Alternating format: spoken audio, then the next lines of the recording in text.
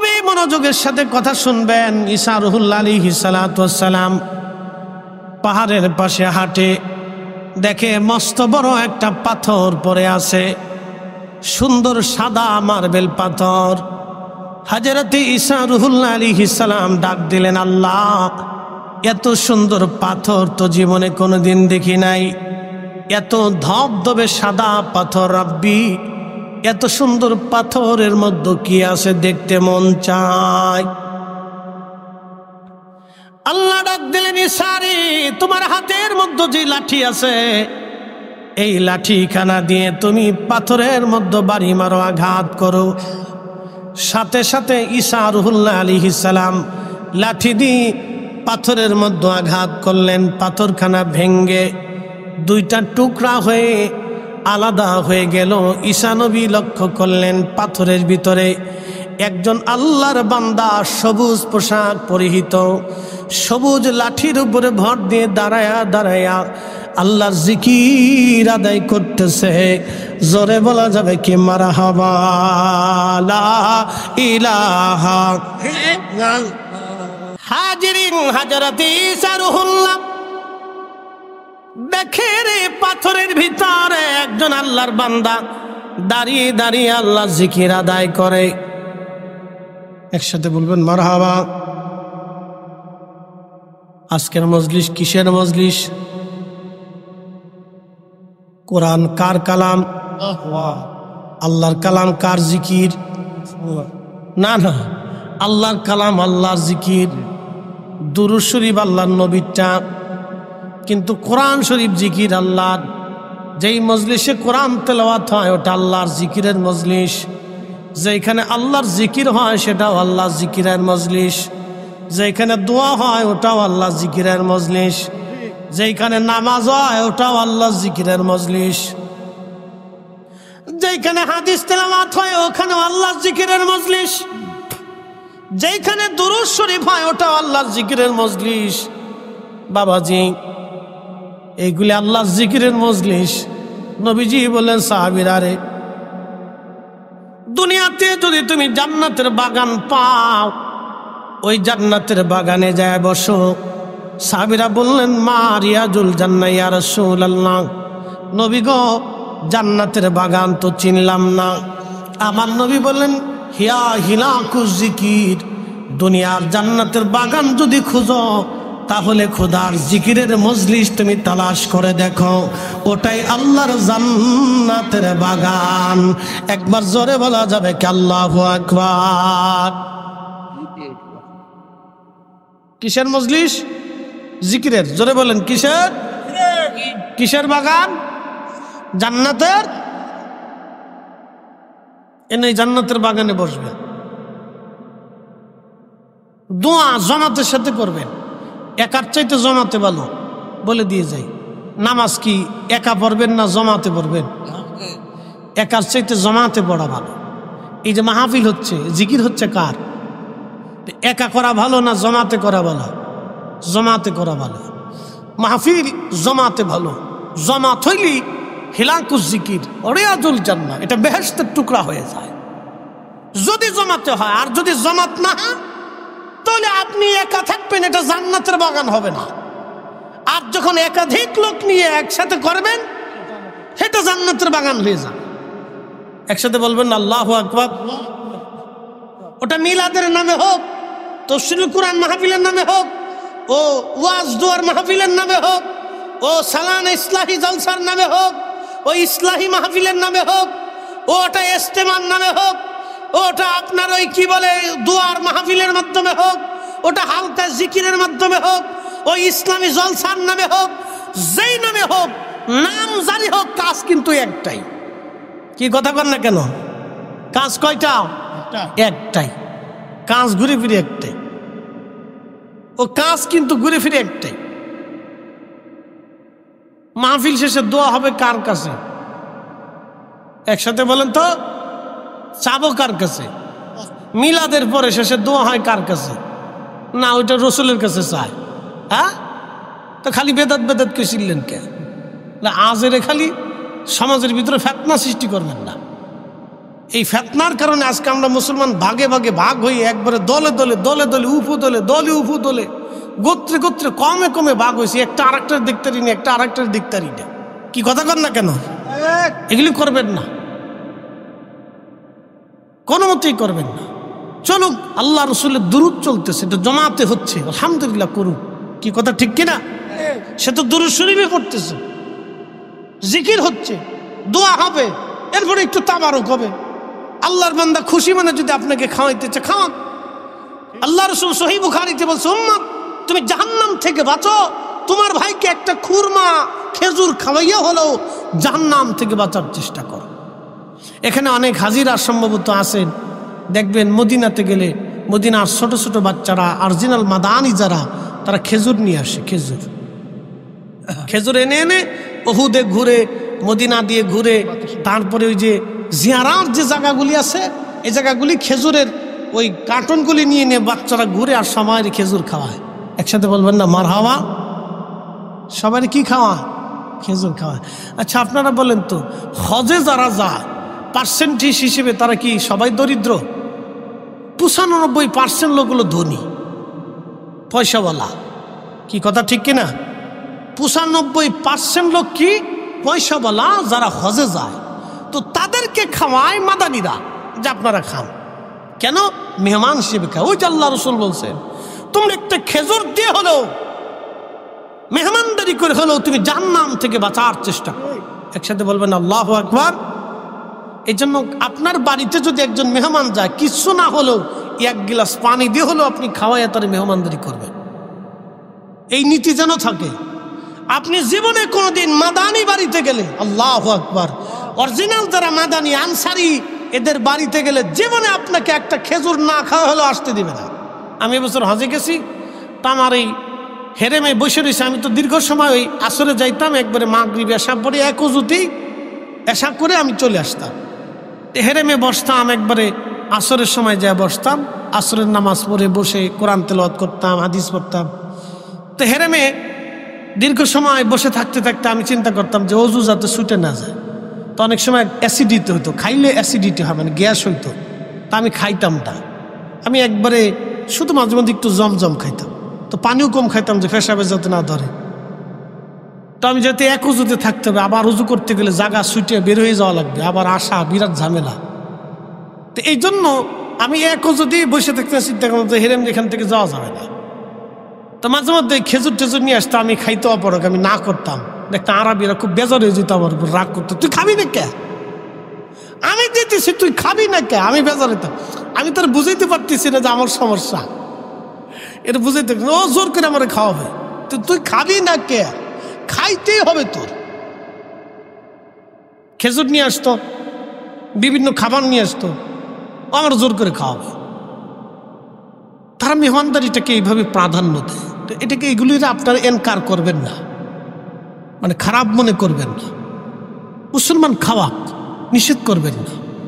আপনি খেজুর পারেন খেজুর খাওয়ান, বিরিয়ানি পারেন বিরিয়ানি খাওয়ান, খিচুড়ি পারেন খাওয়ান, ভাত পারেন খাওয়ান, বিস্কুট পারেন খাওয়ান, যেটা হালাল খাবার হলেই চলে। ঠিক আছে কি না? কি খাবার? হালাল খাওয়া।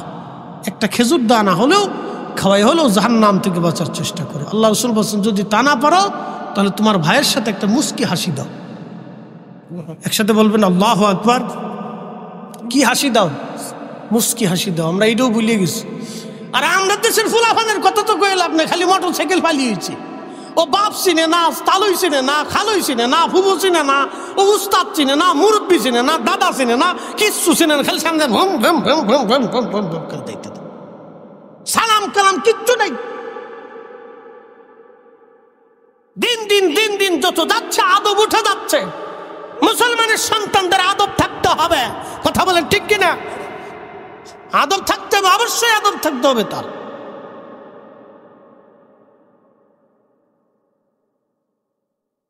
প্রিয় উপস্থিতি আমার, খুব মনোযোগ দিবেন। আল্লাহ নবী হাদিস দিয়ে সারহুল্লাহ ডাক দে বলে, আল্লাহর বান্দা কত বছর ধরে তুমি পাথরের মধ্যে এইভাবে আসো বলো? আল্লাহর বান্দা জবাব দিল, হুজুর 400 বছর ধরে বিরামহীন ভাবে আমি এখানে আল্লাহর ইবাদতে আছি। বলে খাও কি? বলে এই আঙ্গুর ফল। এই পাথরের ভিতরে আল্লাহ একটা আঙ্গুর গাছ লাগিয়েছেন, দেখো এই আঙ্গুর ফল খাওয়াই আল্লাহ আমারে 400 বছর ধরে এই পাথরের ভিতরে খোদার ইবাদত করাচ্ছে। আমি ভুটান গেলাম আজ থেকে 5-6 বছর আগে, করোনারও কয়েক বছর আগে। ইন্ডিয়ান ভিসা নিয়ে তখন ভুটান যাওয়া যেত, ভারতের জায়গা। জেলার নাম হলো জলপাইগুড়ি জেলা। ওই আপনার উত্তরবঙ্গের লালমনিরহাটের পাটগ্রাম, হাতিবান্ধা, ওই সীমান্ত দিয়ে আমি ইন্ডিয়ার ওই কুচবিহার, মাহফিল, শিলিগুড়ি থেকে শুরু করে জলপাইগুড়ি জেলার জায়গাতে মাহফিল সেরে লোকেরা বলল, হুজুর আপনাকে ভুটান নিয়ে যাই। বলো চলেন। ভুটান যখন গেলাম, জাতীয় বৌদ্ধ মন্দির দেখলাম। বাবাজি ওরা স্বর্ণ দিয়ে মন্দির বানিয়েছে, আর আমরা মুসলমানরা মসজিদের জন্য ভিক্ষা চাইতে চাইতে হুজুরদের জান শেষ হয়ে যায়। আশ্চর্য। আমি জুব্বা গায়ে দিয়ে পাগড়ি পুগড়ি মাথা, আমি তখন থেকে প্রথম থেকে পাগড়ি পরি, আমার আদত। পাগড়ি আমার কাছে খুব পছন্দের একটা পোশাক আর কি, আল্লাহ রসুল পড়তেন, তা আমি চেষ্টা করি পাগড়ি পরার জন্য, এটা ভালো লাগে আমার কাছে। তো ফাগড়ি ফুগড়ি জুব্বা সুব্বা গায়ে দেওয়া গেছি। তো বৌদ্ধ ভিক্ষু যে আছে আপনারা জানেন, বৌদ্ধদের যে ধর্মগুরু তাদেরকে ভিক্ষু বলে, ভিক্ষু। হ্যাঁ, তো প্রধান বৌদ্ধ ভিক্ষু যেহেতু ওই মন্দিরে, তখন ওরা ত্রিপিটক পাঠ করতেছে। একজন বাঁশি বাজায় আর একজনে ত্রিপিটক পাঠ করে। তো প্রধান বৌদ্ধ ভিক্ষু ওই বৌদ্ধর সামনে কি ওরা ওদের পূজা অর্চনা কি আছে না আছে এটা করে। তো আমি ভিতরে ঢোকার পরে আমার দেখার পরে বুড়া আঙ্গুল দিয়ে সম্ভাষণ করতেছে, ঠিক আছে ওয়েলকাম। তো আমি চিন্তা করলাম তুমি বুড়া দিস, আমার তা জোয়ান দেহে লাভ নাই, তা আমি এমনি বুড়াটা দেব না, ঠিক আছে তুমি যেহেতু ওয়েলকাম করছো তা আমি ওয়েলকাম। তো ঘুরে ঘুরে ঘুরে ঘুরে দেখলাম, বিশ্বাস করেন স্বর্ণ দিয়ে তার কারুকার্য দেখলে আপনার মাথা ঘুরিয়ে যাবে, যে মানুষ মিথ্যার উপরে কোটি কোটি টাকা খরচা করে। কয়দিন আগে পূজা গেছে না, কথা কন না কে? বাংলাদেশে মন্দির হয়েছে কয়টা? 30,000। কয়টা? 30,000। তারা মন্দির বানাইয়া, প্রতিমা বানাইয়া কোটি কোটি টাকা খরচা করে তারপরে তারা বলে তাদের ধর্মের ভাষায় বিসর্জন। সেটা তার ধর্ম, ওটা নিয়ে আমি কটাক্ষ করবো না, বিসর্জন বলে। তো তারাই কি করলো, মন্দিরগুলির সব প্রতিমাগুলিরে নিয়ে পুকুরে নিয়ে, তারপরে নদীতে নিয়ে, সাগরে নিয়ে ফেলে দিল। কি কথা ঠিক কিনা? সব কি করলো, ফেলে দিল। আমাদের মসজিদ কি সাগরে যাবে? পুকুরে যাবে? এখানে 1 টাকা দিলে, যদি আল্লাহর কোরআন বিশ্বাস করেন, যদি বলেন না হুজুর আখিরাত বিশ্বাস করি, আল্লাহ বিশ্বাস করি, রসুল বিশ্বাস করি, মরতে হবে, আল্লাহর আদালতে দাঁড়াইতে হবে, যদি বিশ্বাস করে থাকেন, তাহলে মসজিদের জন্য আমাদের গলা শুকানোর দরকার না, আপনি নিজে এসে দিয়ে দেওয়া উচিত। কি কথা ঠিক কিনা? আপনার নিজে উপস্থিত হয়ে দিয়ে, আমার তো বলার কথা না। আমার আগে আমার ভাই আল্লামা রাকিবুল ইসলাম খোকন সাহেব, তিনি বারবার করে বলছেন, চাইছেন আপনার কিছু না, তো চাওয়ার কথা না। তো আপনি খুশি মনে এসে দিয়ে যাবেন যে হুজুর আমি এখানে 5,000 টাকা দিলাম, 10,000 টাকা দিলাম, আমি 50,000 টাকা দিলাম, 1 লক্ষ। উঠবেন না চাচা, আমি টাকা চাইতেছি না, ভয় নাই না, ও আজ এখনো সেশনে দেরি আছে, এত তাড়াতাড়ি ভাবছেন ছেড়ে দিতে পারি না। ফজর পর্যন্ত আসেননি আপনারা ইনশাল্লাহ? আচ্ছা ফজর থাকা লাগবে না, নিয়ত করছেন তাতেই চলবে ইনশাল্লাহ। বসেন, কেউ উঠবেন না, আমি টাকা চাইনি, টাকা চাইনি, ডন নাই যে পকেট থেকে টাকা উঠে নিয়ে আসবো। আপনার টাকা আপনার পকেটেই থাকবে, দিলি আপনার লাভ, না দিলে আপনার লস। কি কথা ঠিক আছে না? আমার কি লাভ লস আছে? টাকা তো আপনি আমার দিচ্ছেন না, আল্লাহর ঘরে জমা করে যেতেছে, দিলে আপনার লাভ, আপনার কবরে শান্তি, আপনার মা কবরে জান্নাতে থাকবে, বাবা জান্নাতে থাকবে, ওটা আমার তো কোনো ফাংশন নেই, এটা আপনারই লাভ। দিলে দিবেন, না দিলে না দিবেন, আমি টাকা চাইতেছি না, ভয় নেই, বসেন, উঠবেন না, দোয়া সারা যাবেন না, বসেন। আমি বলতে চাইতেছি যে তারা মিথ্যার জন্যে কোটি কোটি টাকা যদি তাদের বিশ্বাসে খরচা করতে পারে, তাহলে আমরা হকের জন্য কেন আমার অর্থ আল্লাহর পথে দান করতে পারবো না? কি কথা কর না কেন? কোরআন শরীফে আল্লাহ নিজে ওয়াজ করেছেন, এই কোরআনে আল্লাহ নিজে ওয়াজ করেছেন। وأنفقوا مما رزقناكم من قبل أن يأتي أحدكم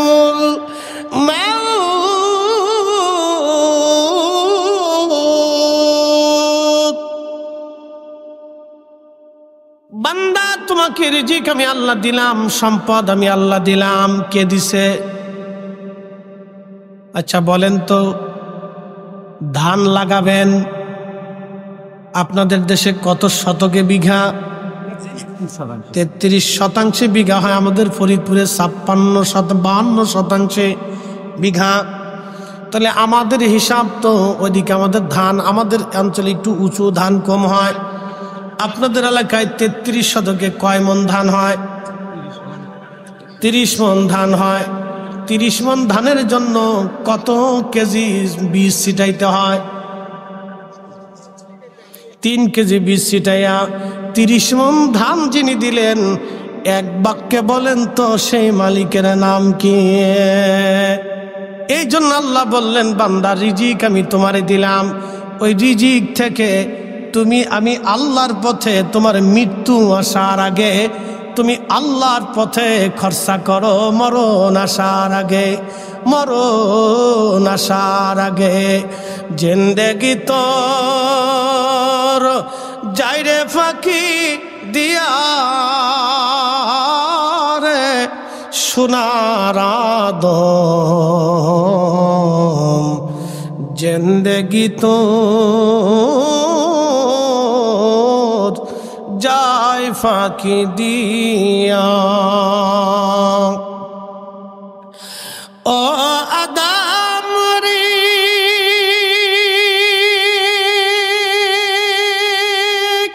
পাক ধরিয়া গেছে দাড়ি, দন্তবাসে গোটা চারি, সমন জারি গিয়াছে করিয়ারে সোনার আদম, জিন্দেগি তোর যায় ফাঁকি দিয়া।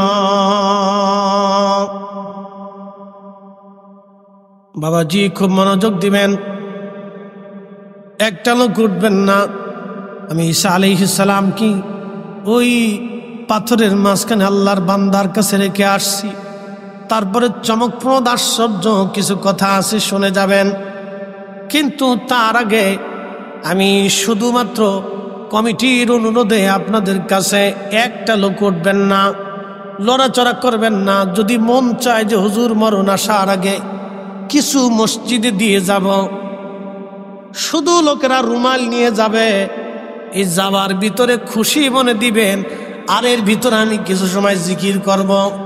উঠবেন না, যার যার রুমালগুলি নিয়ে যাবেন।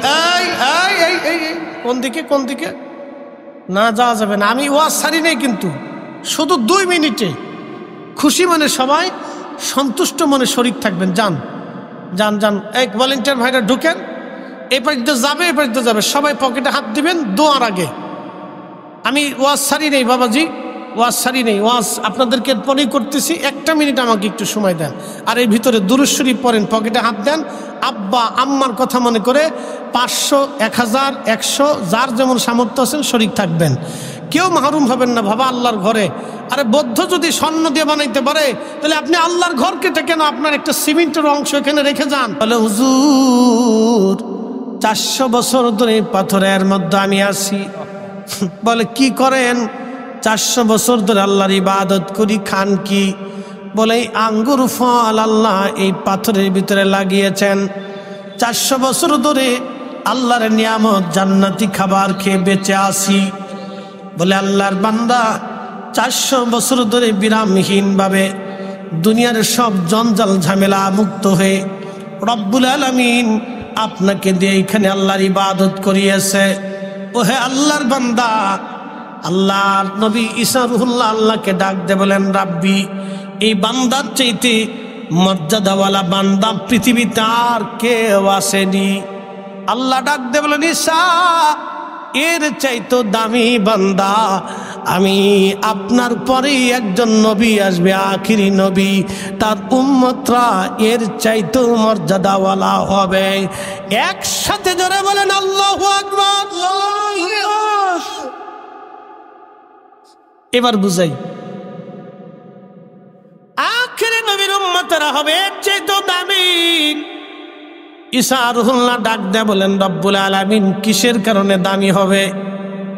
আল্লাহ ডাক দিলেন, ঈসা রে, আমি আখিরি নবীর উম্মতের মধ্যে বিশেষ বিশেষ কিছু সময় মুহূর্ত ইবাদতের মর্যাদা মূল্য আমি আল্লাহ দিয়ে দিব। ওই মর্যাদা মূল্যের কারণে যেমন লাইলাতুল বারাত, এরপরে লাইলাতুল কদর, জুমার রাত, এরপরে 2 ঈদের রাত, এই রাতগুলিতে যারা আল্লাহর ইবাদত করবে জেগে জেগে জেগে জেগে, কিয়ামতের মাঠে তাদের দিল মরবে না, তাদের দিলগুলি জিন্দা থাকবে, দিলগুলি জিন্দা থাকবে। বলেন মারহাবা।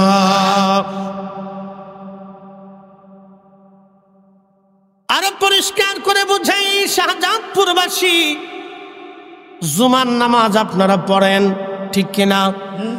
কোরআন বলতেছে, কুলিয়া ইয়া আইয়ুহাল্লাযীনা আমানু ইযা নুদিয়া লিস-সালাতি মিন ইয়াউমিল জুমআ। ও ঈমানদার, জুমার আযান যখন পড়ে যায়, ফাসআউ ইলা যিকিরিল্লাহি ওয়া যারুল বাই', বেচা বিক্রিগুলি তুমি ছেড়ে দাও আল্লাহর জুমার নামাজ আদায় করার জন্য, আল্লাহর স্মরণের জন্যে। ব্যবসা ছেড়ে দাও, জমি ছেড়ে দাও, স্ত্রী ছেড়ে দাও, সন্তান ছেড়ে দাও, ব্যবসা ছেড়ে দাও, সব কিছু ছেড়ে দিয়ে জুমার নামাজ আদায় করার জন্য চলে আসো। নবীজি বললেন, ঠিক। তখন আমার উম্মত গোসল করে পবিত্র হয়ে পাক সাফ হয়ে সুন্দর পোশাক পরে সুগন্ধি লাগিয়ে খুব আদবের সাথে ইখলাসের সাথে হেঁটে হেঁটে হেঁটে হেঁটে মসজিদে জুমার নামাজ পড়ার জন্য আসলো। মসজিদে এসে জুমার নামাজ পড়ে আমার উম্মত আদবের সাথে ইমাম সাহেবের কাছাকাছি বসলো, খুতবা শুনলো, আদবের সাথে জুমার নামাজ আদায় করলো। এরপরে ইখলাসের সাথে বের হয়ে হেঁটে হেঁটে হেঁটে হেঁটে বাড়ি আসলো। নবীজি বললেন, প্রত্যেক কদমে কদমে কদমে, প্রত্যেক পায়ে পায়ে পায়ে পায়ে আমার রব 1 বছরের নফল ইবাদত, 1 বছরের নফল রোজা, সারা বছর ইবাদত করলে যেই পরিমাণে নেকি, সারা বছর নামাজ পড়লে যেই পরিমাণে নেকি, সারা বছর রোজা রাখলে যেই পরিমাণে নেকি, বিরামহীন ইবাদত করলে যেই পরিমাণে নেকি, প্রত্যেক কদমে কদমে 1 বছরের নেকি আমার উম্মতের আমল নামায় আল্লাহ লিখে দিবে। একটা জবান বন্ধ থাকবে না। চিৎকার মেরে জোরে বলেন আল্লাহু আকবার। এখান থেকে মসজিদ কত দূর? 2-3 মিনিট। 2-3 মিনিট। আচ্ছা বলেন, এই মসজিদের মুসল্লি একজন হাত বাড়াবেন তো, যার দূরে বাড়ি, বেশি দূরে? হুজুর আমাদের। কে? আমাদের। আপনার? আচ্ছা, আপনি একটু দাঁড়ান। আপনার বাড়ি থেকে জুমার দিনে এখানে এই মসজিদে হেঁটে আসতে কত কদম হবে একটা আইডিয়া ধরেন আর কি? 20 মিনিট লাগে। 20 মিনিট লাগে। আচ্ছা তাহলে বসেন, বুঝতেছি। হেঁটে আসতে 20 মিনিট লাগে। উনি যদি প্রত্যেক জুমাতে বাড়ি থেকে হেঁটে আসে, তাহলে 20 মিনিটে কত কদম হবে একটা আইডিয়া ধরেন। আমি 400 কদমই ধরলাম, 400 কদমই ধরলাম। ঈসা আলাইহিস সালামের উম্মতের ইবাদত কয়শো বছর? জোরে বলেন। 400। একসাথে বলেন। ওনার আসতে 400 কদম, যাইতে 400 কদম, তাহলে কত হইল? 800। তাহলে উনি কয়শো বছরের সব পাবে? আর ঈসা নবীর উম্মত কয়শো বছরের পাইছে? সে 400 বছর ইবাদত কইরা ফাসরের মধ্যে যা পাইছে, এই লোক শুধু মসজিদে যাবে জুমার দিনে আর আসবে, তাতেই সে পাবে 800 বছরের নেকি। একসাথে বলা যাবে আল্লাহু আকবার। না না, হাত উঁচা করে বলেন আল্লাহু আকবার। এই জন্য ঈসা আলাইহিস সালামকে আল্লাহ আমার ওই নবীর উম্মত বানাই দেন। সুবহানাল্লাহ। আমরা নবীও চিনি না, কোরআনও চিনি না। কি কথা ঠিক কিনা? নবীও চিনি না, কোরআনও চিনি, কোনোটাই চিনি না। খালি পয়সা চিনি, মালটু মালটু মালটু মালটু মালটু মালটু মালটু মালটু। কি সভাপতি সাহেব, দাদু ঠিক আছে না? হাজি সাহেব নাকি? হ্যাঁ মাশাআল্লাহ। কত বছর আগে গেছিলেন? 98-তে। মাইরে ফেলাইছে রে। 98 আজি, তার মানে সে বুড়া আজি, প্রায় 100 বছর বয়স। বয়সে 100 বছর। বুড়া কি শক্ত, হ্যাঁ টাডি মারা আবা বলে। আল্লাহ আরো সুস্থতার সাথে হায়াত দিক, বলে না আমি। তাহলে 100 বছর যদি আমার দাদুর হায়াত হয়, তাহলে এই প্রত্যেক জুমাতে দাদু জীবনের জুমা এই আপনার কত বছর কাজা হয় না? একটা আইডিয়া দেন তো আমার। জুয়ান কালে যা করছেন করছেন ওটা বাদ দেন, ওটা আমরাও জানি বিরাট সাধু ছিলেন, আমরা জানি। বুড়া কাল হজ করার আগের থেকেই মাশাআল্লাহ মাশাআল্লাহ। আবার হজের পরে তার বাদই নেই। তো হজের পরে আমি হজের পরেরটাই ধরলাম। 98 থেকে এই পর্যন্ত ওনার জুমা কাজা নাই। একসাথে বলবেন মার আবা। 98 থেকে এই পর্যন্ত জুমা কাজা নাই। 20 বছরে জুমাই ধরেন, 20 বছরে ওনার জুমা কাজা নাই। তাহলে উনি হাইটে গেল, হাইটে আসলো, কত লক্ষ বছরের সোয়াব ওনার হয়েছে, খালি হিসাব করে দেখেন। এই জন্য ঈসা আলাইহিস সালামকে আল্লাহ আমারও ওই নবীর উম্মত বানায় দেন। একসাথে বলেন আল্লাহু আকবার। খালি জুমার নামাজের হিসাব দিলাম, বাকি হিসাব অনুকূলই রয়েছে। এই জন্য এই উম্মতের এত দাম, এত মর্যাদা আল্লাহ দিয়েছেন আমাদেরকে। শুধু যদি আমরা একটু হিকমত করি আর ইখলাসের সাথে কাজ করি, তাহলে হাসতে হাসতে জান্নাতে চলে যাব। হযরত ঈসা আলাইহিস সালাম বলেন, ইয়া রাব্বি ওয়া দাআ ওয়া বাশারাতু ঈসা রূহুল্লাহ। নবী হাদিসে বলতেন, আমি ঈসা আলাইহিস সালামের সুসংবাদ। এই জন্য প্রত্যেক মাহফিলে ওয়াজে ঈসা আলাইহিস সালাম আমার রাসূলের প্রশংসা করে বলতেন, আমার পরে একজন নবী আসবে, তিনি এই এই মর্যাদার অধিকারী, আমার পরে তিনি আসতেছে, আমার পরে তিনি আসতেছেন। আর তিনি দুয়াতে বলতেন, আল্লাহ আমরা আখিরি নবীর উম্মত বানাই দেন, উম্মত বানাই দেন, উম্মত বানাই দেন। আল্লাহ পাক তার দোয়াকে কবুল করে নিলেন। হযরত ঈসা নবী 33 বছর বয়সে আমার আল্লাহ তার আসমানে উঠিয়ে নিয়ে চলে গেলেন, চতুর্থ আসমানে। কিয়ামতের আগে যখন ফোরাত নদীর পানি শুকায় যাবে, পৃথিবীতে 2টা নদী আল্লাহর জান্নাত থেকে এসেছে। একটা নদীর নাম ফোরাত, আর একটা নদীর নাম নীল নদ। 2টা নদী খুদার জান্নাত থেকে সরাসরি এসেছে। এই জন্য হাজার হাজার বছর এই নদীগুলির বয়স, আজ পর্যন্ত এই নদীগুলি শুকায় নাই। নীল নদ একদিন শুকিয়ে যাবে। সহিহ বুখারীর কিতাবুল ফিতানের ভিতরে এসেছে, নবীজি বলেছেন ফোরাত একদিন শুকিয়ে যাবে। শুধু স্বর্ণের পাহাড় ফোরাত নদীর মধ্যে ভেসে উঠবে। ওই স্বর্ণের পাহাড় নিয়ে পৃথিবীতে বিশ্বযুদ্ধ লাগবে। শুধু বিশ্বযুদ্ধ বললে ভুল হবে, মহাযুদ্ধ হবে। সারা পৃথিবীর রন্ধে রন্ধে যুদ্ধ ছড়িয়ে যাবে। প্রত্যেক 100 জনে 99 জন মারা যাবে, মাত্র 1 জন মানুষ বেঁচে থাকবে। পৃথিবীর আকাশ ভেঙে যাবে। আমার রসুলের কথা কখনো মিথ্যা হবে না। কথা কোন ঠিক কিনা?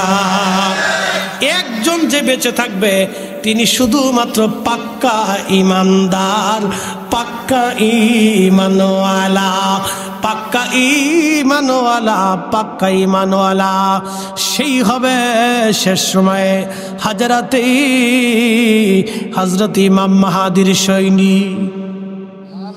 এরপরে আল্লাহ বহু বছর পরে ইমাম মাহাদিকে দুনিয়াতে পাঠাবেন। আবার মুসলমান ধীরে ধীরে ধীরে ধীরে ধীরে ধীরে ইমান দুর্বল হবে। পৃথিবীতে এমন প্রলঙ্করী মহাযুদ্ধ হবে, শুধু মানুষ হত্যা হবে, জায়গায় জায়গায় জুলুম অত্যাচার হবে, নির্যাতন হবে, অন্যায় কাজ চলতে থাকবে।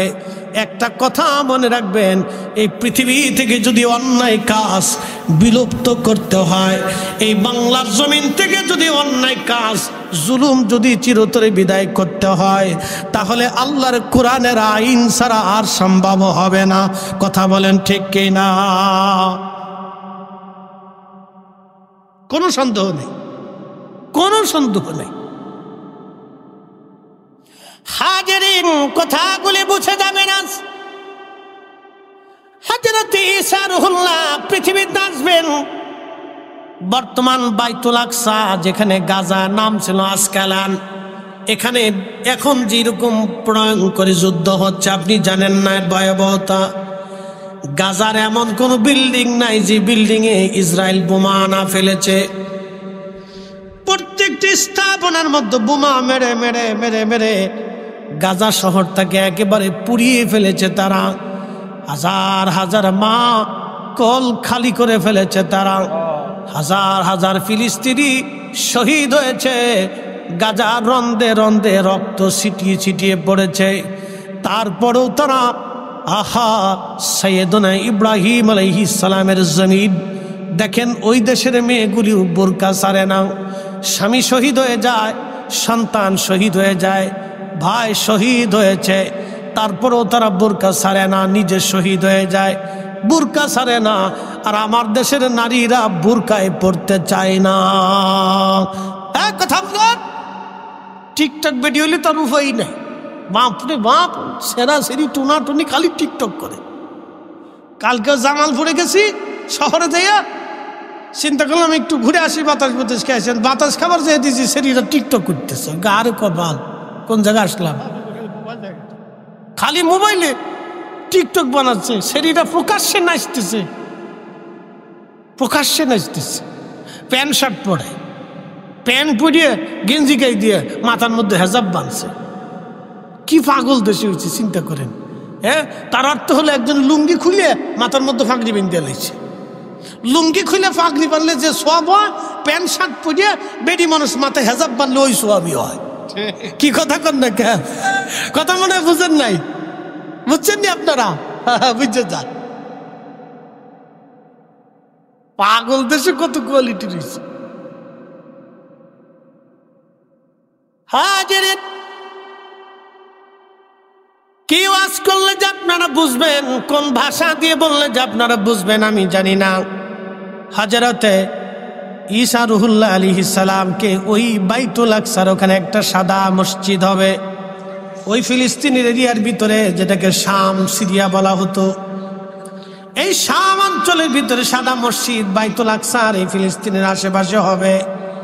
এই সাদা মসজিদের উপরে হযরত ঈসা রুহুল্লাহ নামবেন ফেরেশতার কাঁধে ভর দিয়ে।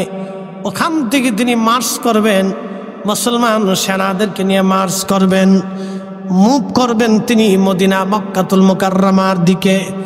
এদিকে 40 বছর পর্যন্ত ইমাম মাহাদি মক্কার সৌদি আরবের মরুভূমি দিয়ে উট দুম্বা ছাগল ভেড়া চড়াবে।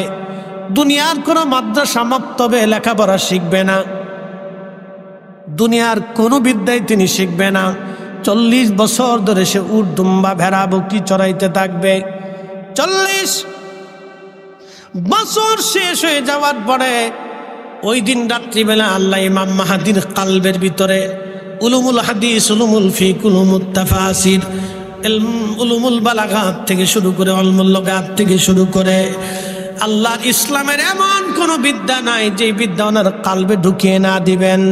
সমরনীতি, রাজনীতি, দেশনীতি, পররাষ্ট্রনীতি, রাষ্ট্রবিজ্ঞান থেকে শুরু করে চিকিৎসা বিজ্ঞান দিয়ে, অস্ত্র বিজ্ঞান দিয়ে শুরু করে সব বিজ্ঞান ওনার কালবের মধ্যে আমার আল্লাহ এক রাতে ঢুকিয়ে দিবেন।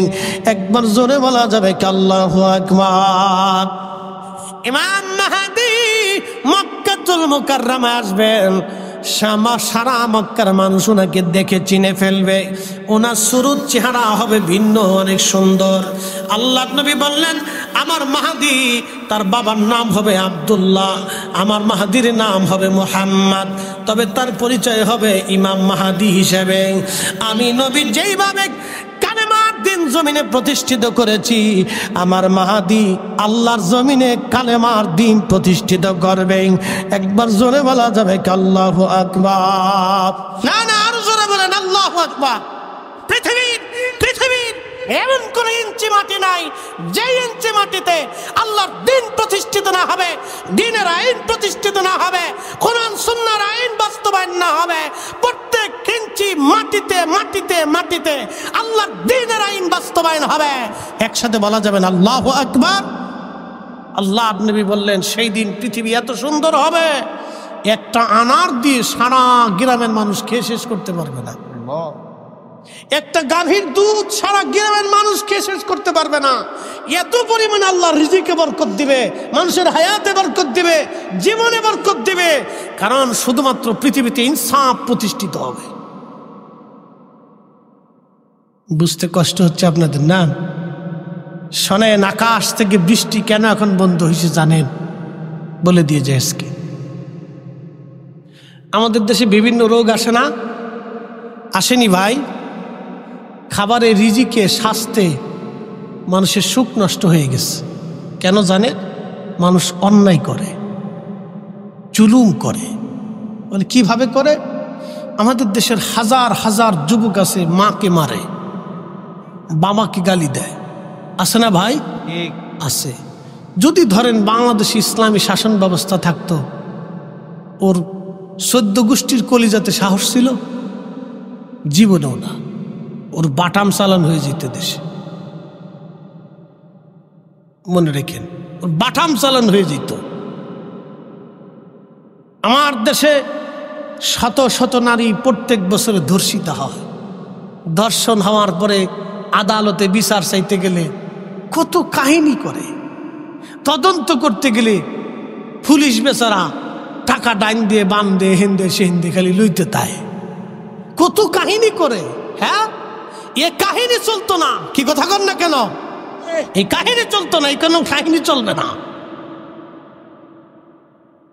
এই জন্য আল্লাহর আকাশ থেকে মাঝে মাঝে বৃষ্টি বন্ধ হয়, প্রচন্ড গরম হয়, খাবারে বরকত নষ্ট হয়, বিভিন্ন রোগ আল্লাহ সৃষ্টি করে দেয়, মানুষ ছটফট করতে করতে বাজারের উপর পড়ে মরে যায়। মানুষের কোনো গ্যারান্টি আছে দাদু? এই যে 100 বছর বয়স কিছু হয়নি। আগের যুগের মানুষ 70, 80, 100 বছর তারা বৃদ্ধ হয়ে ধীরে ধীরে মারা যেত। আর এখন মানুষ রাস্তা দিয়ে হাইটে যেতেছে, বাজার গেলে সলিম রে বুহে ব্যথা করতেছে, শেষ। কিয়ামতের আলামত আল্লাহ রসুল বলছেন এগুলি গজব। হঠাৎ মৃত্যুর বেড়ে যাবে, তালাক বেড়ে যাবে, স্বামী স্ত্রীর ভিতরে বিচ্ছেদ বাড়বে, আকাশ থেকে বৃষ্টি বন্ধ হবে, আবহাওয়া নষ্ট হয়ে যাবে। আপনি যত দিন যাচ্ছে বাংলাদেশের আবহাওয়া তত উত্তপ্ত হচ্ছে। এগুলি মাঝে মধ্যে আমাদের দেশে নীরব জুলুম চলে, অন্যায় চলে, বহু অন্যায় চলে, মারাত্মক অন্যায়। আপনি জানেন কত মা আদালত প্রাঙ্গণে নিভৃতে চোখের পানি ফেলে ফেলে কাঁদে, বিচার পায় না। জমি আরেকজনে নিয়ে চলে গেছে, জমি নিজে বুঝে পায় না। জমি কে বুঝাই দিবে? জমি বুঝাই দিবে দেশের আদালত, জমি বুঝাই দিবে পুলিশ প্রশাসন, জমি বুঝাই দেবে নিরাপত্তা বিভাগ। ওরা এসে ওই গরিবের জমি বুঝিয়ে দিয়ে তারপরে যাবে, কিন্তু উল্টাটা হয়েছে, টাকা দিয়েই যাচ্ছে কিন্তু জমিই পায় না। কি কথা কন না কেন? এগুলি জরুর, এগুলি কি কথা কন না কেন? এগুলি কি জরুর? ভাই মরে গেছে, ভাতিজাদেরকে চাচা জমি বুঝাই দেয় না। কি কথা খারাপ কইছি? বোন মরে গেছে, ভাগ্নে ভাগ্নিদেরকে মামা জায়গা বুঝে দেয় না। পরে নিস সালিশ দরবার গেলে মাতুব্বারে টাটা দে, টাটা দে, চিন্তা করেন, মানে মাল পৌঁছে যাবে না, আপনি খালি আমার দিকে একটু ঘুরাই দিয়ে। আল্লাহর আদালত আছে না? দাঁড়াইতে হবে না কিয়ামতে? দাঁড়াইতে হবে। কে বলবে? নীরবে নিবৃত্তি হাজার হাজার জুলুম হয়। বৃষ্টি যে বন্ধ হয়ে যায় নাই, দেশে মরুভূমি হয় নাই, এরকম কিছু আল্লাহর পাগল আছে যারা বসে বসে বসে বসে সারা দিন রাত 24 ঘন্টা আল্লাহ আল্লাহ আল্লাহ আল্লাহ করে। কি কথা কন না কে? কিছু আল্লাহর পাগল আছে যারা তাহাজ্জুদ পড়ে আল্লাহ আল্লাহ করে, আল্লাহ জিকির করে, জন্য আল্লাহ বৃষ্টি বন্ধ করে নাই।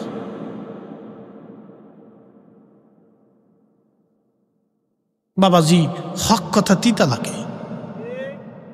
তবে একটা কথা মনে রাখবেন, আমি যাহা বলি দিন শেষে আপনাকে এবং আমাকে মাটির নিচে চলে যেতে হবে।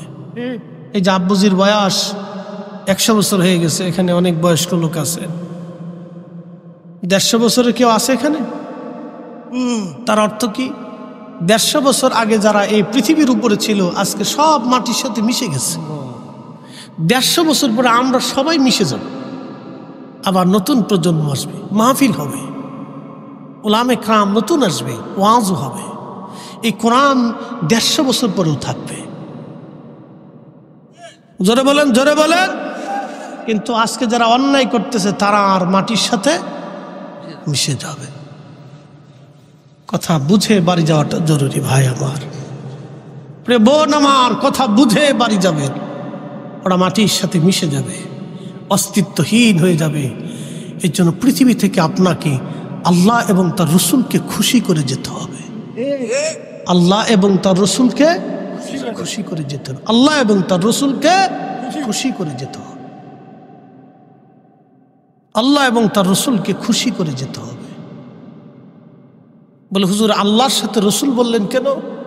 এজন্যই বললাম আমিনু আমানু আমিনু বিল্লাহি ওয়া রাসূলিহি। হে ঈমানদার, ইয়া আইয়ুহাল্লাযীনা আমানু আমিনু। কোরআন বলতেছে আমানু, হে ঈমানদার আমিনু, ঈমান আনো, বিল্লাহি ওয়া রাসূলিহি, আল্লাহ এবং তার রাসূলের উপরে। একসাথে বলবেন আল্লাহু আকবার। আল্লাহর পরেই নবী। জোরে বলেন আল্লাহর পরে, জোরে বলেন আল্লাহর পরে, আল্লাহর পরে, আল্লাহর পরে। এক কথা শেষ। কোরআনে আল্লাহ সিদ্ধান্ত দিয়ে দিছে। অত মাসলা মাসলা বাতায়েন না। লা ইলাহা ইল্লাল্লাহর পরে মুহাম্মদুর রাসূলুল্লাহ একদল মানে না। কে তোমার কইছে কেডা? ফাজলিমি না। আবার তুমি কালেমা ভাগ করার জন্য এদেশে আসছো। এমনি আমরা বাসি না, আবার কালেমা ভাগ করবার জন্য আসছো। এদেশে এই সমস্ত ভোগীযোগী চলবে না। কথা বলে ঠিক কিনা? কালেমা ভাগ করার জন্য আসছে এদেশে। মুসলমানের ভিতর গৃহযুদ্ধ লাগানোর জন্য আইছ।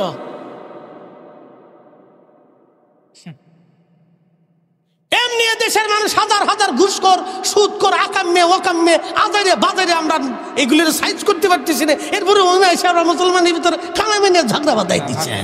মানে কালেমা ভাগ করার জন্য আছে। শয়তান কোথাকার।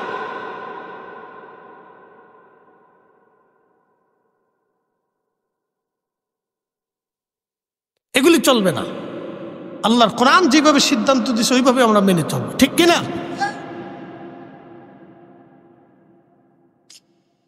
প্রিয় উপস্থিতি আমার, অনেক কথা বলতে বলতে সারা রাত পার হয়ে যাবে। শুধু আপনাদেরকে বুঝাইলাম আল্লাহ আমাদেরকে অনেক সম্মান দিয়েছেন, অনেক মর্যাদা দিয়েছেন।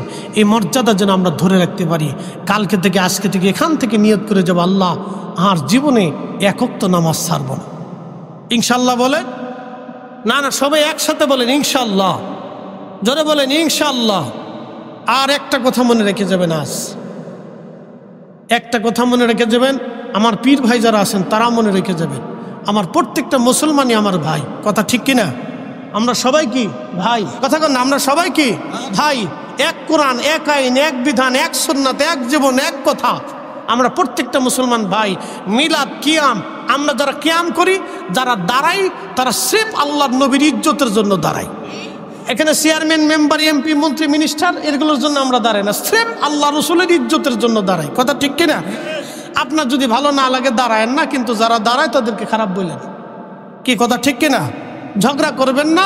দাঁড়াইছে দাঁড়াই থাকুক, যে বসে রয়েছে এখন আর বসে রয়েছে তার আর জোর করানোর দরকার নেই, গুতাগুতি করার দরকার নেই, ঠিক কিনা?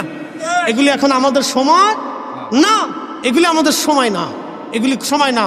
তবে সে যখন বুঝবে সে এমনি দাঁড়াবে। কারণ ইমাম মালিক, আমার ভাইরা গেছেন, হাজী সাহেবরা আছেন, উলামা ইকরাম আছেন। ইমাম মালিক রাহিমাহুল্লাহ পৃথিবীর 4 ইমামের এক ইমাম। আল্লাহু আকবার। ওনার নাম মসজিদে নববীতে আমি স্বর্ণাক্ষরে সাহাবা ইকরামের নামের পরে লেখা দেখছি। আল্লাহ, 4 জন ইমামের নাম। ইমাম আবু হানিফা, ইমাম মালিক, ইমাম আহমদ ইবনে হাম্বল, ইমাম শাফিঈ। 4টা মাযহাবের ইমামের নাম মদিনার মসজিদে নববীর ভিতরে সাহাবা ইকরামের নামের পরে লেখা। আপনি জানেন তারা কত সম্মানিত? 80 বছর মদিনার সীমানার ভিতরে ইমাম মালিক জুতা পরেন নাই। আপনি যারা হজে গেছে, যদি আপনি শুধু খালি পায়ে হাঁটেন, আল্লাহু আকবার, প্রচণ্ড গরমে আপনার পা ফুসকা পড়ে ঘা হয়ে যাবে। 80টা বছর একজন আশিকে রসুল জুতা পরেন নাই, থুতু নিক্ষেপ করেন নাই, পায়খানা পেশাব মদিনার হাউদের ভিতরে পরেন নাই। মদিনা ইউনিভার্সিটি থেকে শুরু করে পাহাড়ি কোণার থেকে উহুদের শেষ প্রান্ত দিয়ে মদিনার হাউদ, মদিনার সীমানা, একবারে আপনার জুলহুলাইফা পর্যন্ত মদিনার সীমানা। এই সীমানার ভিতরে উনি পেশাব পায়খানা করতেন না। উনি মদিনার হাউদের ভিতরে কোনোদিন ঘোড়া, গাধার উপরে, উটের উপরে পিষ্টে উঠতেন না, খালি পায়ে হাঁটতেন। হেঁটে হেঁটে মদিনার সীমানার বাহিরে এসে পেশাব পায়খানা করতেন। আপনি বলেন, জিজ্ঞেস করলে বলতেন, মানুষ এই মাটির নিচে রাহমাতুল আলামিন ঘুমিয়ে আছেন, কি করে আমার সাহস হয় এই মদিনার মাটিতে আমি জুতা পরবো, পায়খানা পেশাব করবো, যেখানে রসুল ঘুমিয়ে আছে? একসাথে বলবেন আল্লাহু আকবার। আর কোনো দলিল দেন নাই, আর কোনো দলিল নেই। এত বড় ইমাম, আর কোনো উসুলও দেন নাই, দলিলও দেন নাই। শুধু একটা কথাই বলতেন, আমি কি করে এই মদিনার সীমানার ভিতরে আমি জুতা পরবো? তো যারা ইয়া নবী সালাম আলাইকা বলার পরে দাঁড়ায়, মন্দ বললেন না, এরা স্রেফ আল্লাহ রসুলের সম্মানের জন্য দাঁড়ায়। আপনি মন্দ বলতে পারেন, কিন্তু ওনাদের উদ্দেশ্য একটাই থাকে। ইমাম মালিকের যেমন সারা জীবনের উদ্দেশ্য একটা ছিল রসুলের সম্মান, ওনাদের উদ্দেশ্য একটাই। মন্দ বললে বলতে পারেন, এটা আপনার মনের ব্যাপার, বলতে পারেন, কিন্তু ওনারা আল্লাহ রসুলের সম্মানে দাঁড়ায়। ছোট করে দেখার সুযোগ নেই ভাই, এগুলি নিয়ে ঝগড়া করবেন না। এটা একটা জিকিরের মজলিস, একটা দোয়া, আল্লাহ রসুলের প্রশংসা হয়। বলেন, রসুল ছাড়া তো আমরা দিন পাইতাম না, কথা ঠিক কিনা? ওনার দন্ত মোবারক উহুদে শহীদ হয়েছে। আমার ভাইরা এখানে আছেন, সেই মসজিদ এখনো উহুদে আছে, যেখানে আল্লাহ রসুল জোহর এবং আসরের নামাজ পড়েছিলেন।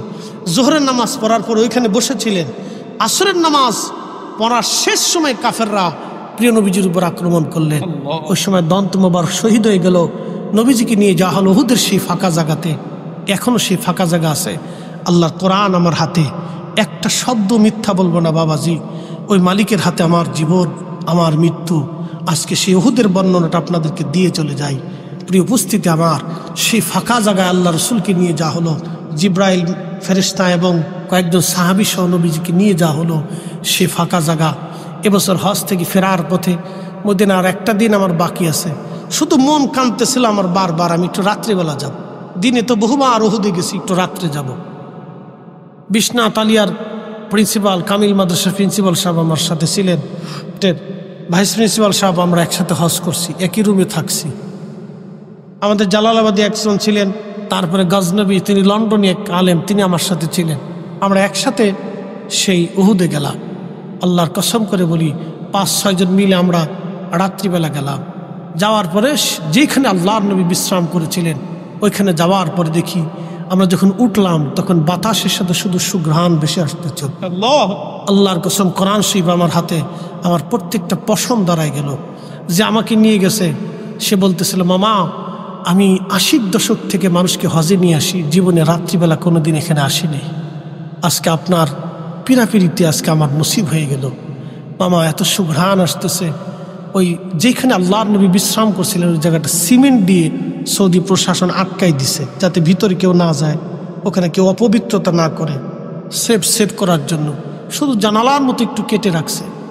বিশ্বাস করেন, আমরা বেয়ে উঠে জানালার ভিতর দিয়ে মুখ লাগায় ফাঁকা জায়গা দিয়ে না, ভিতর থেকে এমন সুঘ্রাণ আসতেছিল, আল্লাহু আকবার, আল্লাহর কসম, 1450 বছর পরেও আল্লাহর নবীর সুঘ্রাণ আসতেছে। বেহেশতের সুঘ্রাণ, পৃথিবীর কোন আতরের সাথে সুঘ্রাণের কোনো মিল হবে না। যিনি আমাকে হজে নিয়ে গেছিলেন তিনি বললেন, মামা আমি বাইতুল আকসাতে গিয়েছিলাম। বাইতুল আকসাতে সেই পাথরের উপরে, যে পাথরে নবীজি কদম রেখেছিলেন, সেই পাথরে প্রিয় রসুলের পায়ের ছাপ এখনো আছে। ওই পাথর থেকে যেই ঘ্রাণ আসে, উহুদ থেকে এখান থেকে সে একই রকম ঘ্রাণ আসে। বলে যে পৃথিবীর কোন আতরের সাথে ঘ্রাণ আপনি মিলাইতে পারবেন না। ছোট করে দেখার সুযোগ নেই বাবা। আল্লাহ রসুলের কোনো বিষয়কে ছোট করে দেখবেন না, দেখলে আপনার জীবনের ক্ষতি হয়ে যাবে। প্রিয় ভাই আমার, আমরা প্রত্যেকজন মুসলমান, আমাদের কোরআন একটা, আমাদের রসুল একটা। ভালোবাসতে হবে রসুলকে জীবনের সব কিছু দিয়ে, কথা ঠিক কিনা? সব কিছু দিয়ে বাসতে হবে। এই জন্য ছোট করে দেখার সুযোগ নেই। নিন্দা মন্দ এগুলি করবেন না, মিলেমিশে থাকবেন। আল্লাহ আমাদেরকে মিলেমিশে থাকার তৌফিক দিক। সকলে বলে না আমিন। আসেন প্রিয় নবীজিকে দাঁড়িয়ে সালাম জানাইয়া, নবী সালাম।